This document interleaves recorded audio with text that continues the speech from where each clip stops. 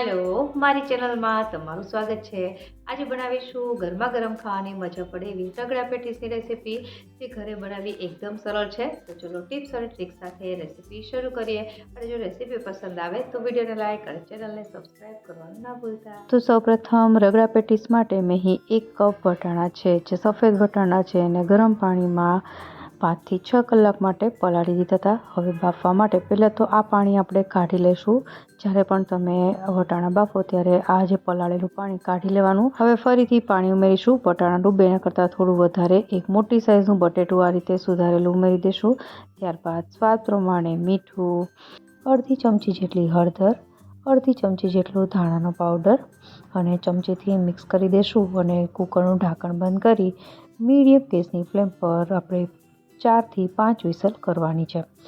વટાણા સારી રીતે બફાઈ જાય એ રીતે આપણે કૂક કરવાના છે। જ્યાં સુધી વટાણા બફાય છે ત્યાં સુધીમાં આપણે પેટીસ બનાવી લઈએ। તો પેટીસ માટે મેં અહીં બટેટા બાફીને એકદમ ઠંડા કરી દીધા છે, અને તમે જોઈ શકો છો કે આ રીતના કડક બાફવાના છે। એકદમ જે ઓવર બોઇલ ન થઈ જાય, ખાસ ધ્યાન રાખવું। હવે બાફેલા બટેટાને આપણે ખમણી લેશું, જેનાથી પેટીસનું જે ટેક્સચર છે એક સરખું આવે। મેશ નથી કરવાના, ખમણવાના જ છે। આ રીતે બટેટા ખમણાય છે એટલે સૌપ્રથમ આપણે આમાં એડ કરીશું કોર્નફ્લોર। તો મેં અહીં હાફ કપ જેટલો કોર્નફ્લોર લીધો છે।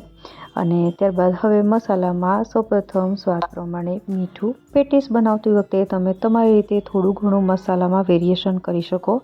મેં અહીં એડ કર્યું છે હાફ ટીસ્પૂન જેટલી હળદર, હાફ ટીસ્પૂન જેટલો આમચૂર પાવડર અને હાફ ટીસ્પૂન જેટલો ધાણાનો પાવડર। અહીં તમે લાલ મરચું એડ કરવું હોય તો કરી શકો, પણ મેં અહીં લીલું મરચું વાપર્યું છે। તો મેં અહીં 2 થી 3 તીખી મરચી છે એને એકદમ ઝીણી સમારી લીધી હતી। કોથમીર છે એને પણ ઝીણી સમારી લીધી છે, એ એડ કરી દઈશું। અને સૌથી છેલ્લે આપણે 1 ટેબલ સ્પૂન જેટલું તેલ એડ કરી અને એકદમ સરસ રીતે મિક્સ કરી અને લોટ જેવું બાંધી લેવાનું છે। ઘણી વખત તમે બાળકો માટે પેટીસ બનાવતા હોય તો લીલું મરચું છે જે તીખું મેં વાપર્યું છે અવોઇડ કરીને થોડું લાલ મરચું પણ એડ કરી શકાય। હવે આ રીતે લોટ બંધાઈ ગયા બાદ પેટીસ બનાવી લેશું। તો હાથ થોડો તેલવાળો કરી અને મીડિયમ થીક એવી આ રીતની પેટીસ બનાવી લેવાની છે।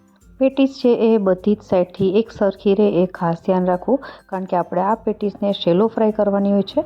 તો આ રીતે પહેલી પેટીસ બની ગયા બાદ આ જ રીતથી બધી જ પેટીસ તૈયાર થઈ ગઈ છે। હવે શેલો ફ્રાય કરવા માટે આ રીતનું ફ્લેટ પેન લીધું છે, જેમાં આપણે 2 થી 3 ટેબલ સ્પૂન જેટલું તેલ ઉમેરીશું।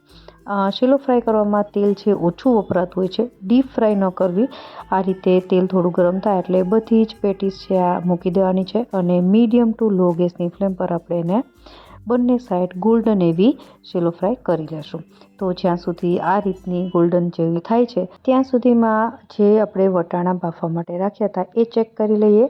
તો અહીં કુકર છે એનું પ્રેશર એકદમ રિલીઝ થઈ ગયું છે। હવે કુકર ખોલીને જોઈએ તો વટાણા સરસ રીતે બફાઈ ગયા છે। તો અહીં મેશ નથી કરવાના, જસ્ટ ચમચાની મદદથી એક વખત સારી રીતે મિક્સ કરી લેશું। અને ત્યારબાદ હવે આમાં થોડા મસાલા કરી લઈએ। ઓલરેડી આપણે એડ કર્યા જ છે તો વધારે મસાલા કરવાની જરૂર નથી। જસ્ટ થોડો લુક અને ટેસ્ટ એનહેન્સ થાય એની માટે આપણે હાફ ટીસ્પૂન જેટલું લાલ કશ્મીરી મરચું ઉમેરીશું। ત્યારબાદ હાફ ટીસ્પૂન જેટલો ગરમ મસાલો અવોઇડ કરવો હોય તો કરી શકો।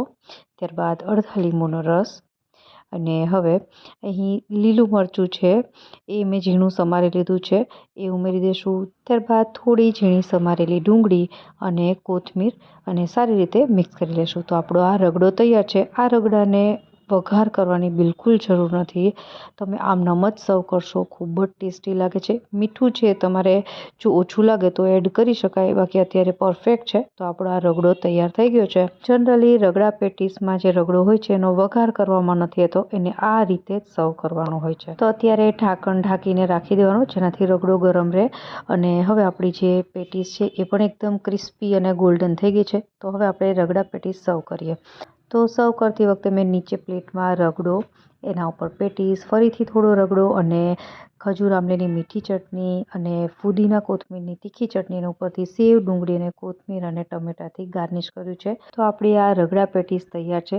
રગડા પેટીસ ખાવાની સાચી મજા છે એ શિયાળાની ઠંડીમાં અને ચોમાસામાં વરસાદ પડતો હોય ત્યારે આવતી હોય છે। તો ગરમા ગરમ તમે એને સર્વ કરી શકો છો અને એકદમ સરળતાથી બની પણ જાય છે। આશા રાખું તમને આ રેસીપી જરૂરથી પસંદ આવી હશે। ફરી મળીએ નવી રેસીપી સાથે, ત્યાં સુધી બાય બાય।